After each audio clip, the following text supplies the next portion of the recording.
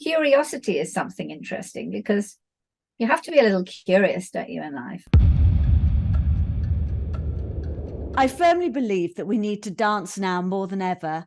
We need to find ways to bring people together again, of improving their mental and physical health, and all celebrating what it means to be alive. To dance is to live. Confidence, I think that really helps us in life. And I've talked to a lot of parents who say that, as again, not necessarily through ballet, but through modern jazz tap, gives them that confidence. Welcome to The Wellness Way with me, Philly J. Lay, a layperson's guide to your natural health systems, your very own NHS.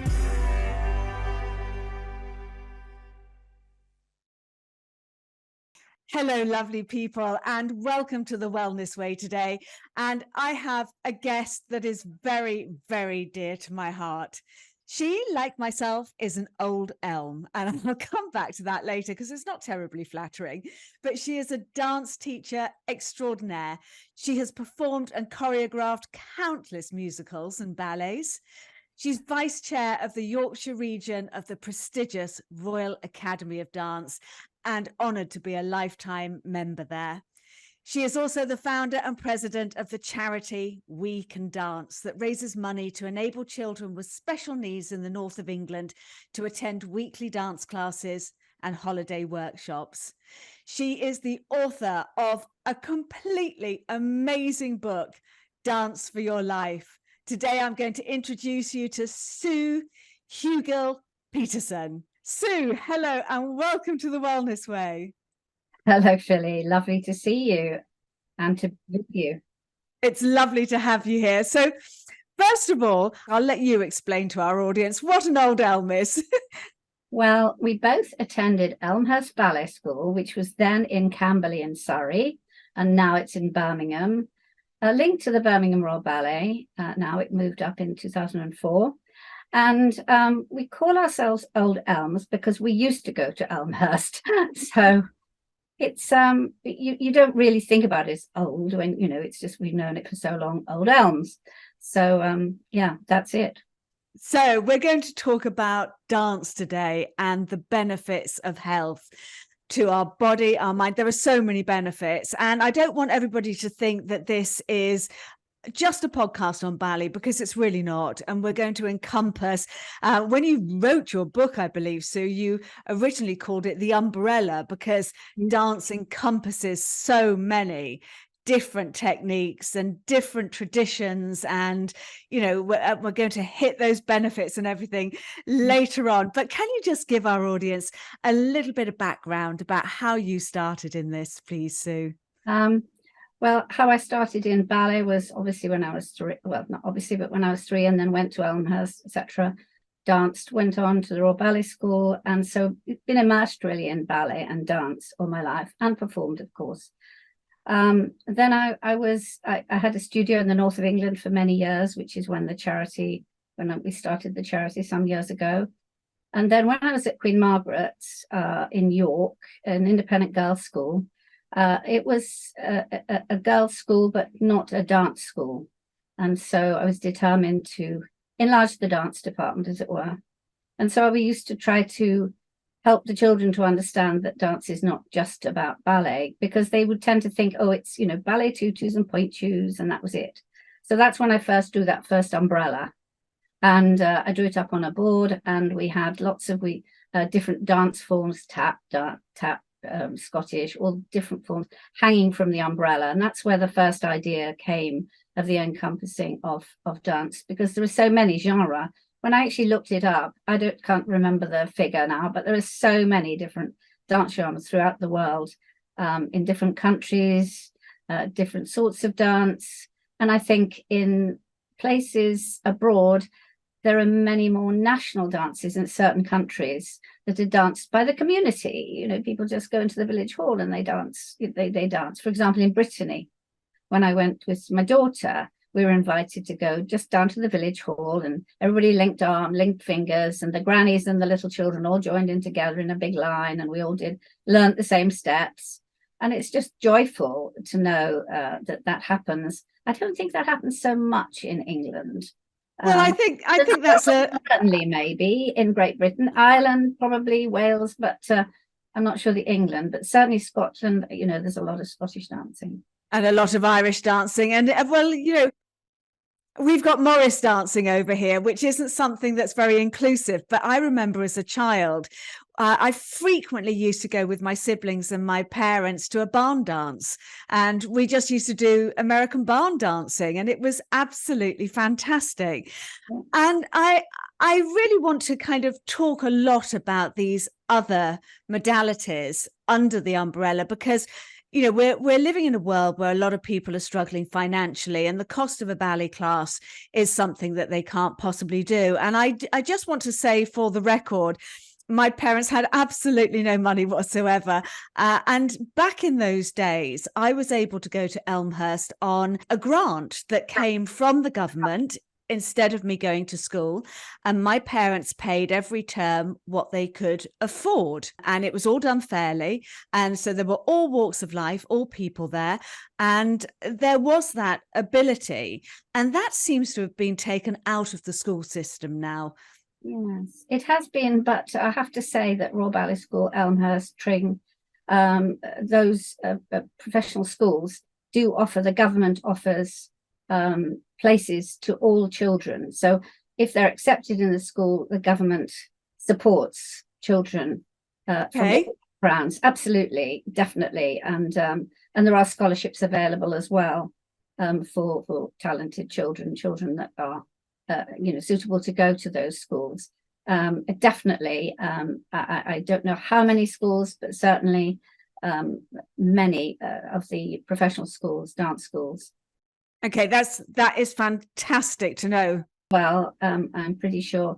I have to say, I'm not totally sure about Ireland, but certainly the Welsh, the children come from Wales, you know, to Birmingham to the school. So, yeah, that is fantastic to know. So I want to now talk about some of the benefits of dance, and I'd like you to start with a story from your book with the late, great Gillian Lynne and that fantastic TED talk that Ken Robinson does, which I've also quoted in my book, because you know, he says to school, kill creativity. So why don't you, I was lucky enough actually to work with Gillian Lynne many moons ago, which was really exciting. So can you tell us the story of Gillian Lynne, please? Yes, and there is a photograph, as you've seen in the book, and her family, because sadly she's not with us now, but her family were very happy that we should include it, and her story about this little girl who's the teachers at school recommended that to the mom that they went to a doctor to find out why she couldn't sit still in school and concentrate the same as the others. So she went, the mom took her to doctors, I understand, and the doctor said, put some music on in his consulting room and asked the mum to come out with him, and just left her. And I think they looked through the window or something, and they saw that she was just dancing around to this music and loving it. And so then he, you know, they went back in and chatted to her, and he said she doesn't need any medication, she needs to go to dance classes. And thank goodness he did that. And look at that wonderful choreographer and special person, because of that knowledge that doctor had. Yes, and she went on to choreograph Cats, Phantom of the Opera. I mean, she's one of the greatest choreographers of modern day movement in the UK, in the world, quite honestly. But, you know, it's so sad that in this day and age, so many children, because they fidget in school, you know, and I'm sure I would have been classed as ADHD when I was at school, but you know, it hadn't been invented then. Yes, so would you, Sue? But we were privileged enough to, you know, have understanding parents that just let us get on and dance, and it is so releasing and so good for you in many ways. So can we talk about some of the benefits? Because a lot of people think it's just benefits to do with exercise, and it's not. Well, as you know, I teach Silver Swans, which is a program for people over 55. Occasionally I've had younger, but as long as they understand that the main motivation is for people over 55. And I have to add at this point that the lady who's the oldest person that comes is 92. Wow. And she even, when she came to class the other day, and she said, I've got a really bad back, I'm not sure I can manage. But, you know, it's really painful. And I said, well, don't worry, sit and just do the port de bras. And, you know, it's lovely to have you here. Oh, no, she said, that's fine. I'm going to do the bar work. So she went, did the bar work with us. And then I said, okay, now sit back. Oh, no, I'm just going to do the port de bras in the center, which she did. And, you know, then I had to actually insist when we started to do a little bit of jumps that she was there. I needed somebody in the corner to sit to be able to be our corner where we were going to. So she went. But that just shows how, and she is a very determined person and keeping moving. She's not a dancer at all by profession, but she just loves doing that, as the others do. And I think in any dance class, not necessarily ballet, you have an hour or an hour, however long it is, of concentrating on that particular thing. And you're not worrying about shopping or your leg hurting or your whatever. You can focus on just expressing yourself and enjoying the dance genre that you're with at that particular point. And as I say, there are so many. I do think that there are associations throughout countries that have complementary or classes for people. If you look at, you know, town halls and that sort of thing, so people could check up. But I think it would be nice if we had more available, as you say, that finance didn't actually preclude people, because that's the hard thing, isn't it? It is. And for those of you who don't know Silver Swans, they were, who were they? They were founded by the RAD, weren't they? The Royal Academy of Dance. It's a Yeah. worldwide organisation, Royal Academy of Dance, and Silver Swans was devised for older learners. And so it is meant to be for older learners, not for dancers necessarily coming back into dancing, but it's for people who just, I mean, some of they just love the actual the learning about how it works and how they couldn't manage when they were younger. And we do things like take them to performances and things. So it's a bigger picture, not just the dancing on, you know, as we do it in the studio, but it's the whole picture. As I say, we had a little celebration party for the coronation. Everybody wore crowns, and we had a special cake, etc. So, you know, things like that take us out. And I think that's the case with other, for example, you know, circle dance groups and that sort of thing that encompass different things rather than just the class. I think that's a really important thing, that it's a community. Now, I went to one Silver Swan, I have to admit, and my friend Claire from Elmhurst persuaded me to go. And it was in my recovery period after my spinal fusion had gone wrong. And I had been, as you know, in bed for 2 years, unable to move.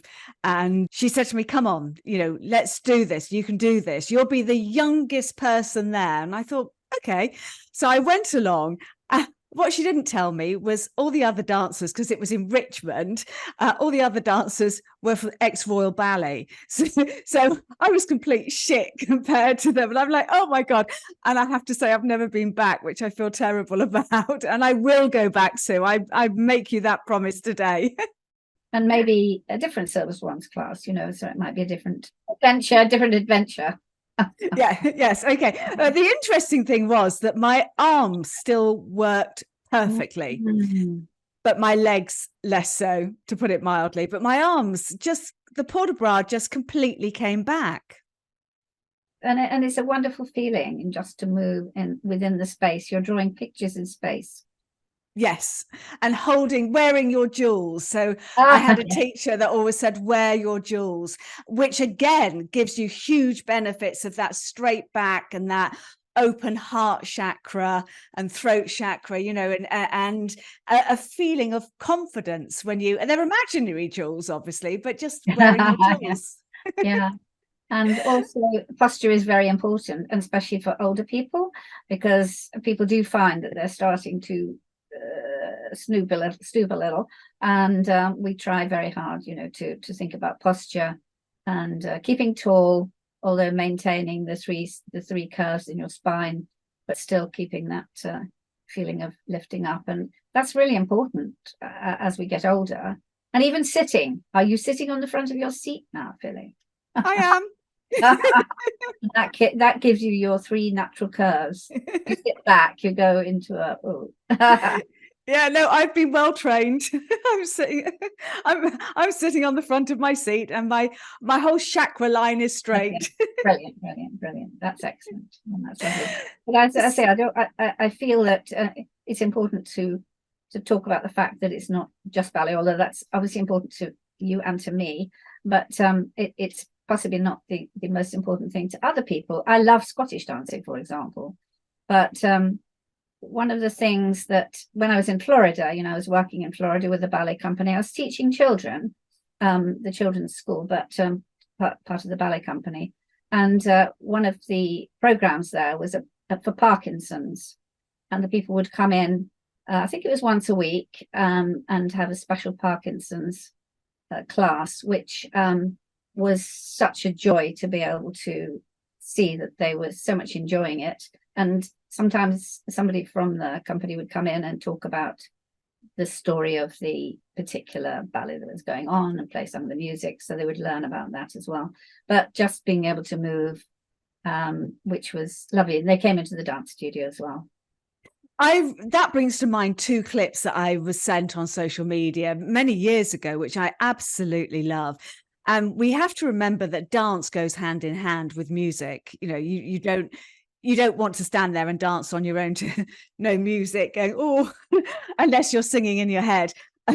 But these two clips, I think you must have seen the one about the ex-ballerina who had severe Alzheimer's. Can you tell us about that clip? I seem to remember. I think the thing that you're talking about is somebody from Australia, and I'm afraid I just don't remember her name, but no, I can't. I think she was sitting and sort of quietly, and somebody started to play, I think it was the Dying Swan music, actually.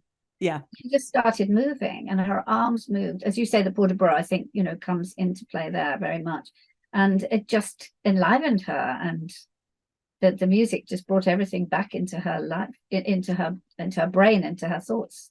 It was quite magical to watch, because she was sitting there slumped, and and they were trying to encourage her to kind of do something, to kind of motivate her, and they were stroking her hands and her arms, and then they put this music on, and for the first kind of minute she just sat there, and then all of a sudden just one hand lifted up and one arm, and then the next one, and she did the arms absolutely spot on from the Dying Swan, and that's how it enlivened her. And there was the other clip that I saw, which I completely loved, which was a Parkinson's home. And you've just mentioned Parkinson's, and they were all sitting there, and it was very late stage Parkinson's, and they would have two carers on either side of a Zimmer frame walk them back and forth across the room, a couple of times a day, just to keep them moving. And it was painfully slow. And then they found out from relatives what the favorite music was and put it on for each person. And that person would get up and walk across the room without any help at all on a Zimmer frame. And then they would just kind of start moving their shoulders. Boogie. Wow. I hadn't heard of that one, so that's really amazing. It is fantastic. So I want to come to your book now. I'm just going to show it, Dance for Your Life. And I think it is really important that people start to see dance as something that you are doing for your life. It's for your health and the health benefits. And look at that beautiful picture. I love it. And that's the umbrella, you see, that the umbrella came in. That's why the umbrella. Yes. That story I told you about the umbrella, yeah. I would like to read just the opening page here, because it's so beautiful. And this is from Tim Arthur, who's Chief Executive of the Royal Academy of Dance. And he says, I firmly believe that we need to dance now more than ever. We need to find ways to bring people together again, of improving their mental and physical health, and all celebrating what it means to be alive. To dance is to live. dance does all of this and more. That is so beautiful. Yes, no, I was very grateful that he did that. And that is, it's so good to hear from somebody at the top of an organization, obviously that's to do with dance, but very inclusive with their dance. They are. And so I now want to come. You've got, for those watching, full episode on Rumble. There we go. But if you're listening, I'm just showing you a beautiful mind map of all the things that dance helps with. So, Sue, can you talk us through some of the benefits? There are so many, but the main ones. I just happen to have the book here. And I've got it open on that page. I've got a lot of things that people don't really realize that they're learning. And it's just hidden, really. These things are sort of hidden often. But we're learning them alongside, your demi-pliés or your whatever, your Scottish dancing. So learning how the body functions and moves, that's important to know. Kinesthetic learning. Confidence, I think that really helps us in life. And I've talked to a lot of parents who say that, as again, not necessarily through ballet, but through modern jazz tap, gives them that confidence throughout their life and helps them through their teenage years. Spatial awareness, which has been terribly important recently, being spatially aware. I mean, I don't know whether when you go to a railway station, not everybody is very spatially aware. We could also do that. Dance family, that's really lovely. And you are a perfect example of that. You still have dance family when you still keep in touch with your dance friends. And I certainly do. But I know that pupils of mine certainly do. It's a special friendship that grows from being young and keeping in touch. Social skills, I think that's important too. And friends for life, which I said. Discipline is something that is a hard word, actually, discipline, because it makes you think of, but actually discipline just means that you know where your place is in a way in life, and you know how to go forwards or not. And also if you're needed to be in a certain place at a certain time, then you know how to do that. I think that's a really good point, and I'm going to pick up because ballet is a discipline. That's what it is. And I write in my book, actually, in the art of classical ballet, you're never enough. And that is one of the downsides with it. But the upside is that I still love to dance, and I will always love to dance. But what you learn from that discipline takes you into so many other careers. I mean, I didn't have a career as a dancer. I got into ballet Rambert to train as a choreographer, but I snapped my Achilles tendon. And by the time I came out of plaster months later, I'm just like, nah, I'm not doing that. But I've done lots of different careers over the years, and I've just been incredibly focused and just gone, okay, I can do this. And I've always believed that I could do something in life. That's it. Can I just say that word determination, being determined, you also learn because you know that you're having to work all the time to do that little bit more, because you're actually probably never going to quite get to that. You know that that's the case. And with your illness, I'm sure you were determined that you were going to do something about it. And that will carried you through that as well. I'm absolutely sure.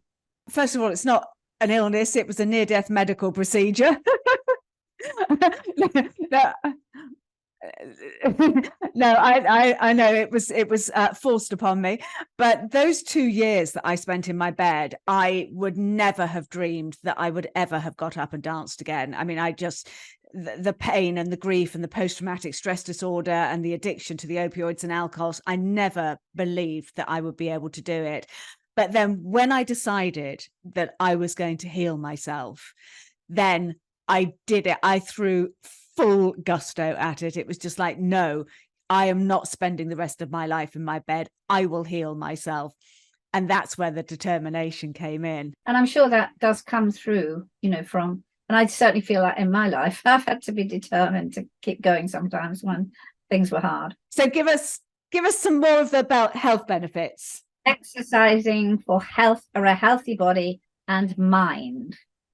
And that mind part is certainly a very important part, I think. So anything that you're doing, learning, that you perhaps haven't been doing before, you're having to use those. I'm not a medical person, but you're having to use things within your brain that are not used to being used, if you like. So you're learning something new. That really helps to keep our mind healthy, if you like. And we talked about Alzheimer's. We could talk about Alzheimer's a little bit, because that's one of the things that I feel is good for us to think about as we're growing older. So certainly, and healthy body, as you know very well, because that's your life. You know all about a healthy body. We can all learn a lot more through your side as well, but also through keeping active and keeping moving and not just sitting. And that's what I get worried about. A lot of the children, they sit in front of their computers such a lot these days, and their screens, and they don't always get up enough and actually move about. So I think that's something we have to be wary of. Yeah. Musicality is something else that you learn because we're dancing to it. So we start to be able to listen carefully to things that, to the music and the beat of the music, rather than just let it wash past us. Coordination, being coordinated in your moves. And that sounds a bit funny, that perhaps would you need to be coordinated, but actually when you walk upstairs, you're coordinated, and walk down again. So, we need to keep that movement shape, really, and coordination is important. Non-competitive, and I think it's something that perhaps you might understand, that some children are quite happy being competitive and like to be in sports and things. Some children, perhaps, or young people, might like to do something that's non-competitive, but they're still moving and they're still getting the exercise in the same way that they may on the cricket or tennis or lacrosse field, football or football. Yeah, football's the one, isn't it? Yeah. I will say though, when my mum took me to Elmhurst to audition for it, and I got into arts ed and Tring, and I got into a couple of others, and Mum said to me, where do you want to go? And I went, I don't know, I was only 10. And she said, I loved Elmhurst because everyone was so happy there. Nobody walks. They were all doing pirouettes and grand jetéing. And when I got there, I discovered that wasn't actually happiness. That was competitiveness, because I found Elmhurst a very competitive school. Yeah, maybe. And I agree with you, probably in a professional school.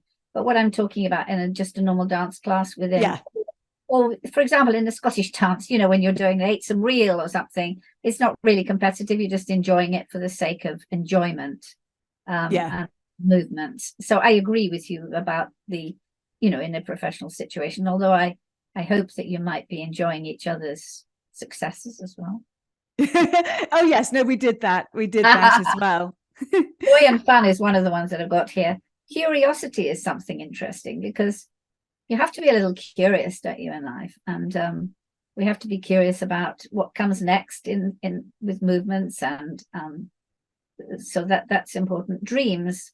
I think we could all talk about dreams. Certainly, I know some of the ladies, people that come to my classes, have dreams. Or one said one day, we just imagine when we're dancing, that they forget about who they are at this moment. They're just dancing for how they were perhaps in their younger days or whatever, so it sort of takes you out of yourself. Concentration, we sort of talked about. Very important. Or difficult for people that are very lively. Adaptability, adapting from one thing to another. And I think, that's important. And almost what you were talking about earlier, the fact that, always striving to be better. And, it's not like football where, you get a goal and you got a goal, but you may have a goal with doing a single pirouette and managing to close in 5th. Yes, absolutely. Oh God, I remember the first time I ever did that. It was one of the most exciting moments of my life, I think. And talking about the music, it is very it resonates in your soul. And I've got the amazing DJ Danny Rampling coming on the show later on in the series. But my two favorite lessons of the week, the first one was Monday mornings, where we had the beautiful jazz teacher Dolores Palmoro, and it was always in the theatre. Dolores never taught in the studio, only in the theatre. And we would get on the stage. This was my first class, 9 o'clock Monday morning, and you'd be barefoot. And she would just put Michael Jackson on. And the first 5 minutes, all we would do is vibrate and shake to the sound of Michael Jackson. And then she'd just keep going, feel it, feel it, feel it, feel it. And 5 minutes, and then she'd go, go. And then she'd just start doing these really amazing jazz routines, and you'd be trying to copy her. And it was so powerful and so magical. And then my other lesson that I loved, other favorite lesson of the week, was flamenco. We did Spanish flamenco, which Elmhurst is very well known for. And they still do a lot now. They do. I was taught by the fantastic Cheryl Wexler, who's sadly no longer with us, but she was... I don't know whether you knew that there was a group just performing in Spain, I think it was. Yeah. You know about that. Yeah, no, and that again, it comes, obviously comes from Spain. It's deeply rooted in traditions and energy and passion. So passion is a word you haven't thrown at us yet. I haven't. Yes, no, not passion. And yes, so well, passion is for me, of course, and it has to be a passion. Otherwise, you wouldn't spend so much time being involved with that, and everything taking you somehow around a corner and finding something else that's you're passionate about. And I was very passionate about something that perhaps you didn't know, but my mother's sister had cerebral palsy, and we were very much involved with her, obviously, during her life, and she actually lived longer than my mother, which was quite amazing. But it did make me realize and understand about people with additional needs throughout her life. Obviously, we were with her an awful lot. And when I was working in Darlington, we were putting on a performance of Carnival of the Animals, big performance in a big theatre. And we had a lot of groups coming to watch the performance, and sponsored by businesses, local businesses. One of the groups was a special needs school, and they came along. And then after the performance, they went back to their teachers and said, we'd like to do that. Why can't we dance like that? So we started off the following summer school that we did for a week. It was a week's summer course, and they were dancing probably 4 hours a day, something like that. We had 5 groups, from the little ones up to the older ones, in different groups. And we were doing Still Life at the Penguin Cafe, which you may know that ballet. And each group had a different animal. One was zebras, one were monkeys, etc., etc. And so we had a special needs group from that school joining in that week as well. And they had their own group, and they did dance within that time. We did art projects. We did some drama things, so different things along that line. And they performed with the rest of the children on that week, at the end of the week. And so that started us off, really. And then we did a few summer holiday and Easter holiday group classes. And then it continued on. And then after some time, I then was going to work in Yorkshire. So one of my mothers, took over as chairman, and she still is chairman. And it's just become much bigger and bigger. And now they fund teachers to go into 17 different special needs schools weekly up in the north of England. So, and the children benefit tremendously, and the teachers and the head teachers are very grateful. And as I say, it's funded totally by the charity. So, and I just want to say, I'm going to hold it up to the camera again for you watching. This wonderful book, Dance for Your Life. All the profits that go from that go to this charity, don't they? From sales, yes. Profit. From sales, yes. Yeah. Okay. So, so that's been something that, I'm sort of proud of, and proud that the people in the north of England who have been involved and continue to be involved in the committees are continuing in that work, because I do a little bit, but they do the majority and organize fundraising events and all sorts. So anyway, that's one of the things that and I'm happy to know. I think my aunt did do some classes when she was young, because I have a pair of shoes of hers, little flat sort of ballet shoes. They don't have much.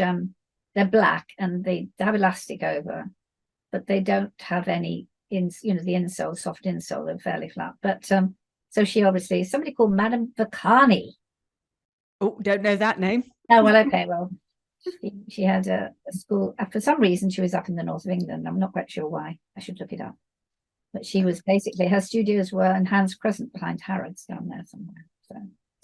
So moving forward, there are some absolutely fantastic facts in your book about the benefits of dance, and this isn't just ballet, this is all dance, to various illnesses. And can you read us some of those statistics, because they absolutely blew my mind? Yeah, well, I'll read you the one about Alzheimer's, because that is very interesting to me.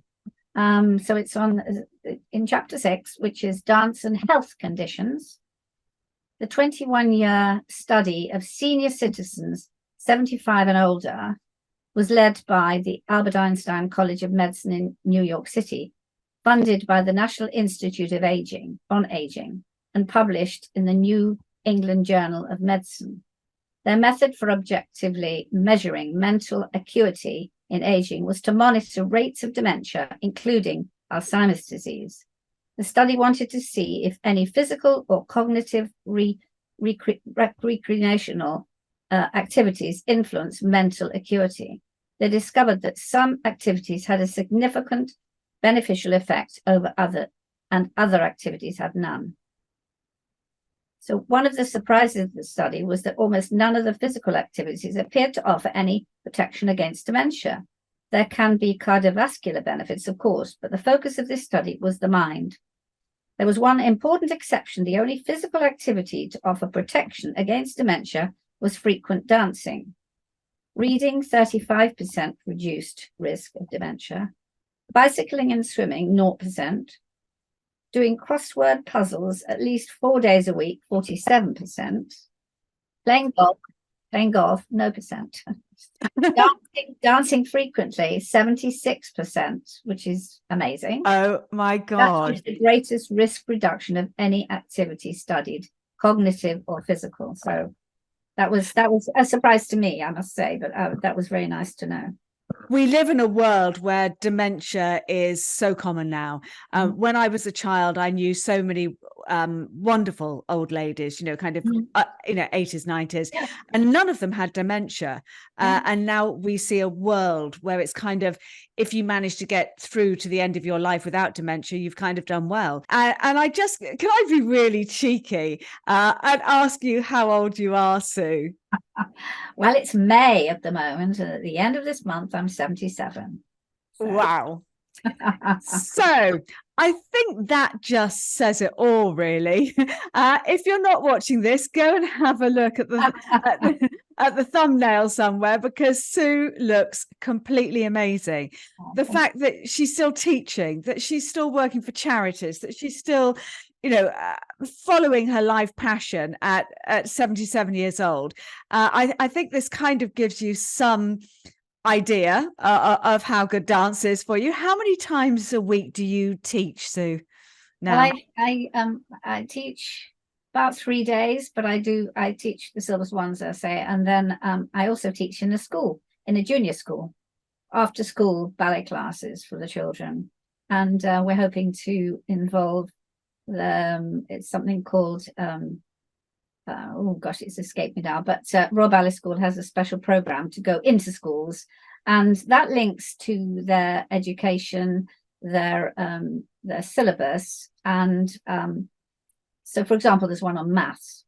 So they're dancing, but they're showing different angles, like from geometry or different angles, and you're counting all the different counts, etc., are related to maths. So there is a part of a module to do with maths, there's one to do with musicality, so different modules. And that is a program that's not taught by dance teachers necessarily. It's something that's online, so they can bring it down and put it on a big screen. The children will dance, but there will be teachers, their school teachers, their PE teachers will become involved and work with them.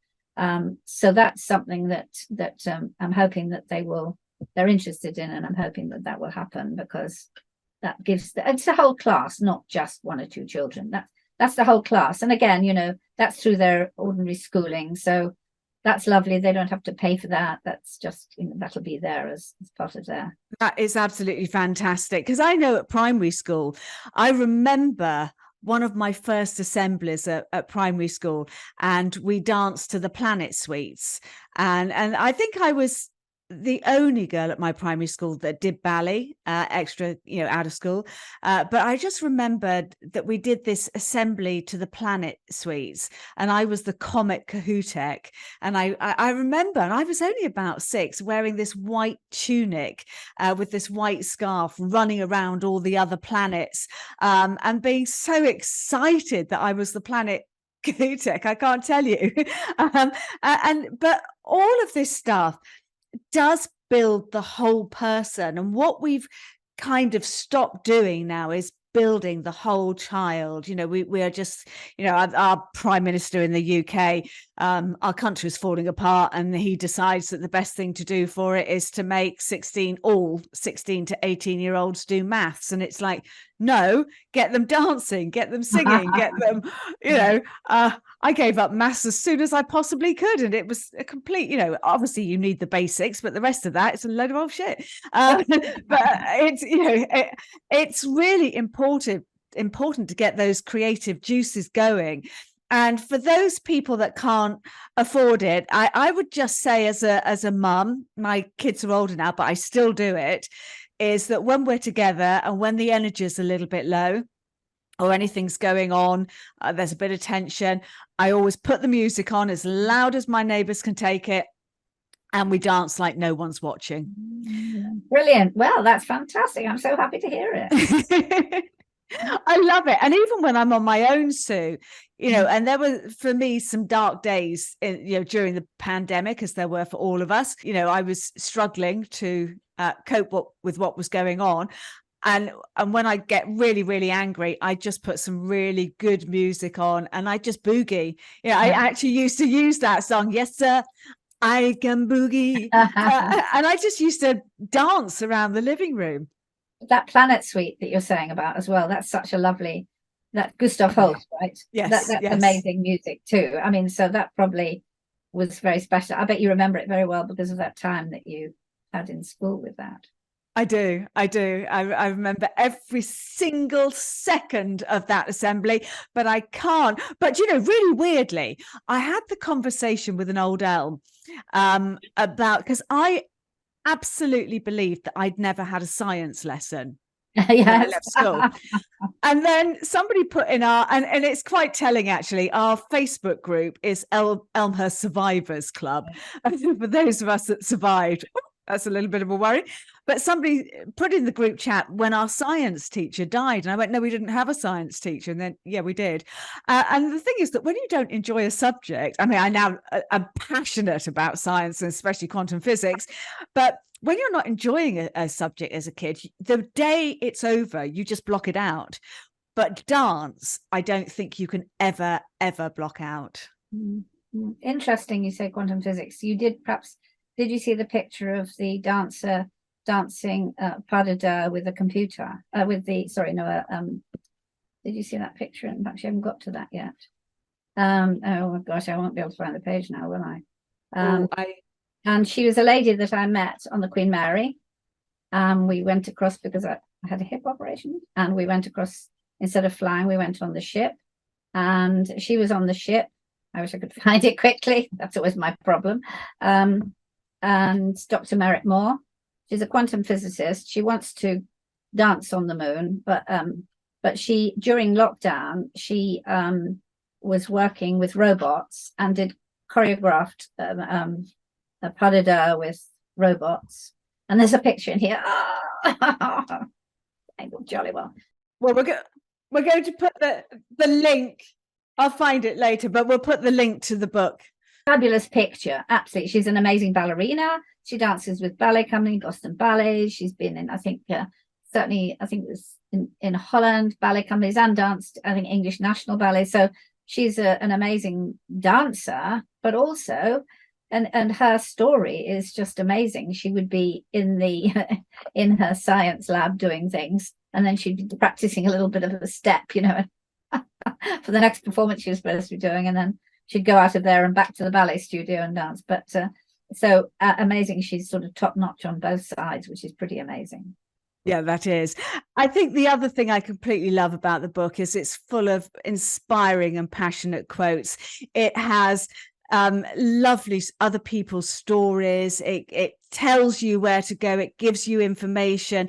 There are loads of names in there. You know, we mentioned Gillian Lynn and everybody, but you know, every name in the book is somebody worth looking up if you have an interest in dance, really. But it is absolutely fantastic. Yeah, I have tried to at the end, in the last chapter, give ideas of how people would find classes of different genre, of different things, not, you know, and also, but also schools if anybody's interested, for children.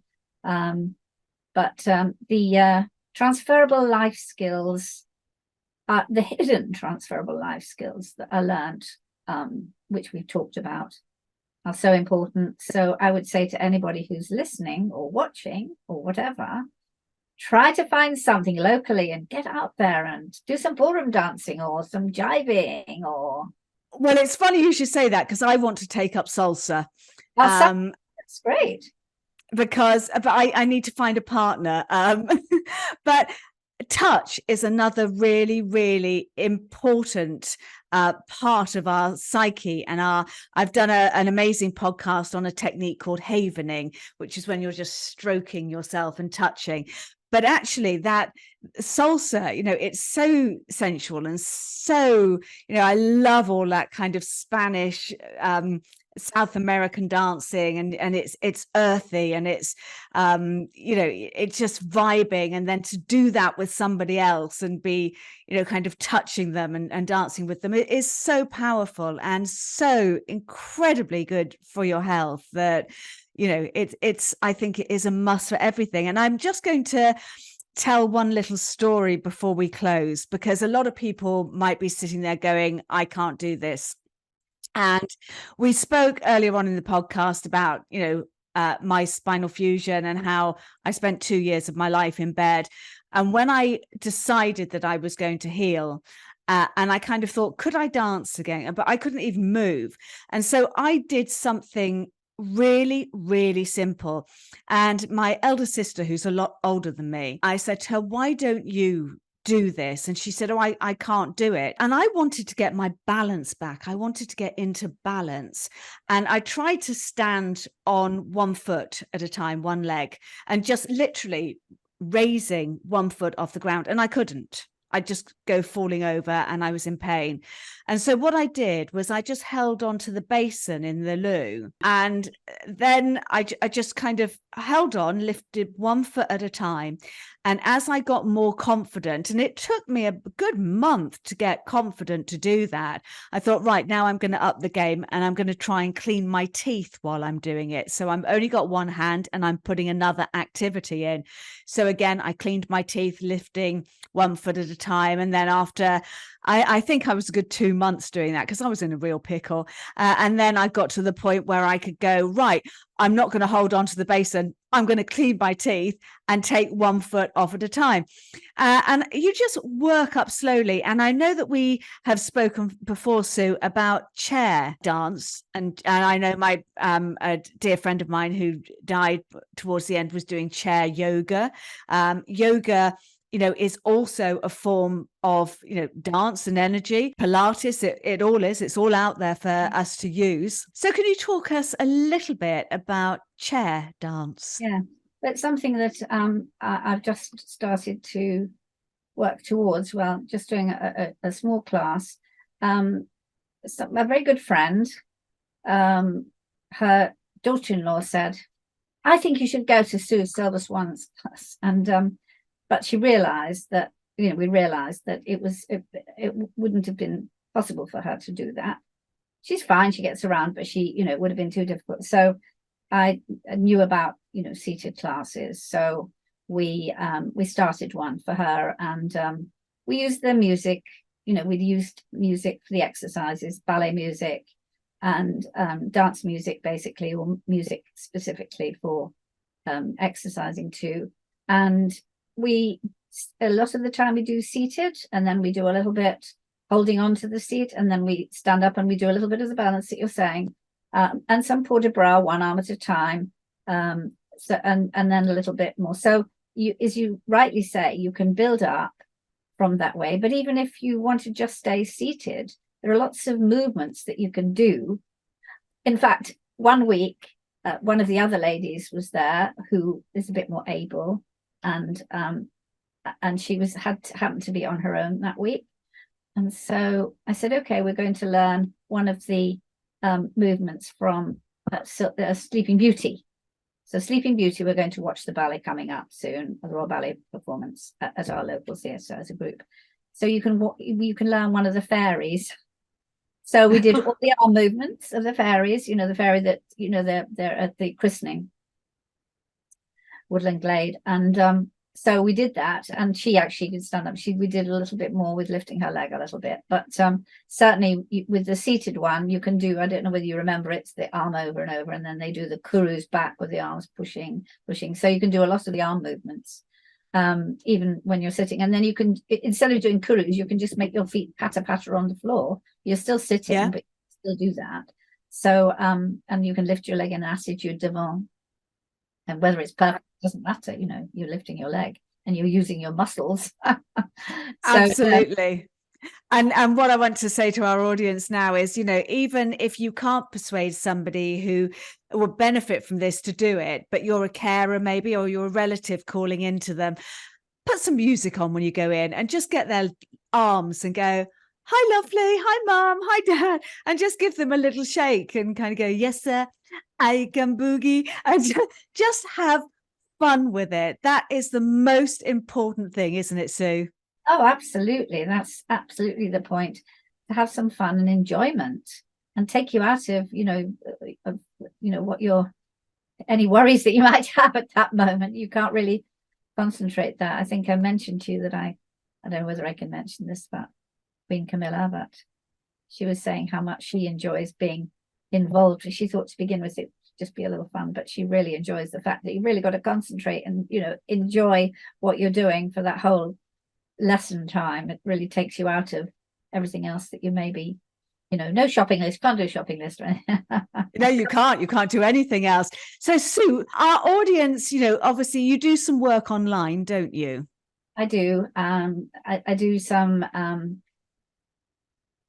often to do with point work, more focused on something, for point work, which is, of course, for dancers who've been dancing for a length of time and more professional, but something that I'm very passionate about, point work being taught very carefully, and muscle training, which perhaps you probably did, but I think when I was training, we just got point shoes on and we did it. But now we do a lot of we did strengthening exercises, and very careful about fitting shoes, making sure that they understand all the different kinds of shoes that you can do, the widths, the lengths of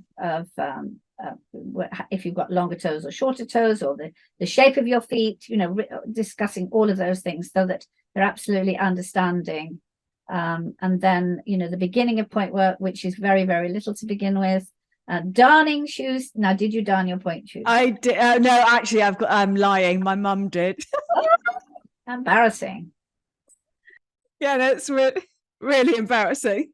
But they don't so much these days. But it's very, to me, always first point shoes should be done by mother or whoever, or them. But knowing that protects the satin.